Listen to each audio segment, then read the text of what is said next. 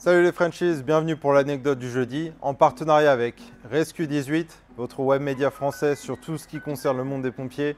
Vous y trouverez des articles intéressants, des vidéos, de l'international avec moi et plein d'autres choses. Tout ça est animé par une équipe super dynamique. Vous trouverez leur lien dans la description en bas. Et sans plus attendre, je vous propose un nouveau format, des petites vidéos de quelques minutes comme ça que j'appellerai l'anecdote du jeudi.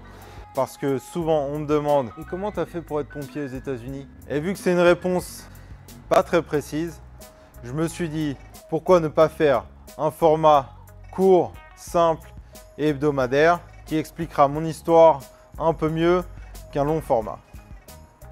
Alors je suis arrivé à Houston au Texas à l'âge de 19 ans en août 2007.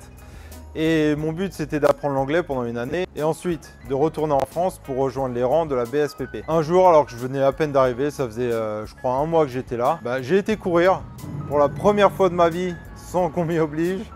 Parce que BSPP oblige, je me suis dit il faut que je me prépare physiquement. Donc du coup, en allant courir, je suis passé devant une caserne de pompiers et il y avait un panneau devant qui disait Cloverleaf, donc le nom du service incendie, mais surtout ensuite Volunteer Fire Department. Et je me disais volunteer, ça ressemble très étrangement au mot volontaire en français. Donc j'étais pas sûr et certain du sens du mot volunteer, donc je suis rentré à la maison en courant dans l'autre sens. J'ai pris mon dictionnaire français-anglais et j'ai regardé la signification du mot volunteer. Donc ce mot veut dire bénévole et je me suis dit bénévole, ça veut dire pas payé. Pourquoi pas? Peut-être que je peux le faire pendant une année. Acquérir un peu d'expérience, faire quelque chose d'assez unique et ramener mon bagage avec moi en France.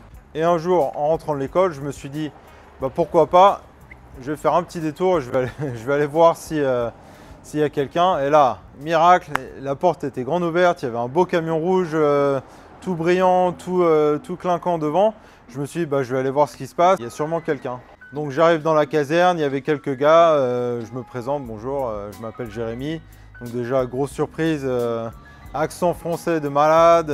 On va dire que j'avais un anglais correct au lycée, mais pour les locaux, un niveau correct d'anglais lycée en France, ça vaut rien du tout. Donc après qu'ils se soient payés une bonne tranche de rigolade, donc ils m'ont demandé ce que je voulais.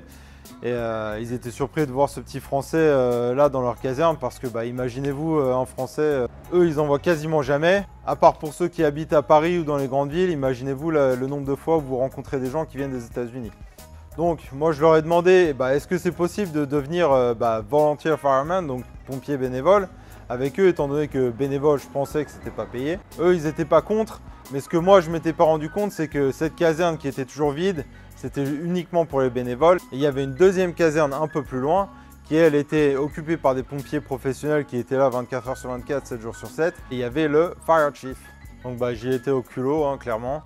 J'ai été voir le chef avec mon anglais approximatif et je lui ai demandé est-ce que je pourrais être pompier avec eux. Donc lui, il m'a dit qu'il n'était pas contre l'idée du moment que je pouvais passer tous les pré-tests, on va dire. Donc il m'a envoyé à la clinique pour faire un dépistage antidrogue et un test de claustrophobie pour le masque. Il m'a envoyé voir les Fire Marshals qui sont en gros l'autorité chez les pompiers ici. Donc c'est un mix entre policiers et pompiers en même temps et ceux qui font les enquêtes après les incendies.